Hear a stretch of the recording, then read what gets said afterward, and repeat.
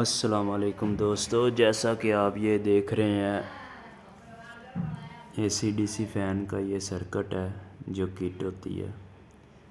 ये देखें, ये कैपेसिटर है, इसमें ये फट गए हैं ज़्यादा वोल्टेज आने की वजह से। ये एक छोटा कैपेसिटर है 100 UF और 35 वोल्ट का, और ये जो हैं ये दो बड़े कैपेसिटर हैं 1000 UF और 25 वोल्ट के हैं। ये हम चेंज करेंगे और आपको चेक भी करवाएंगे।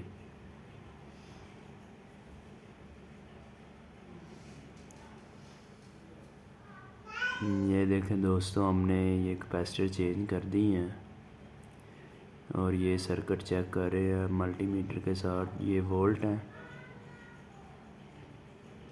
ये एक वायर पर 70 वोल्ट आ रहे हैं और ये दूसरी वायर हम चेक कर रहे हैं, इस पे भी 70 होंगे। तो ये देखें, ये भी 70 वोल्ट है और तीसरी वायर जो है ये वाली, इस पे भी सेम वोल्ट होंगे। तो समझे ये किट हमारी अब ओके हो गई है।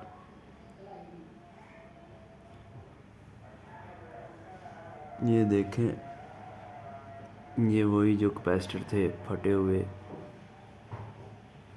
ये हमने चेंज किए हैं।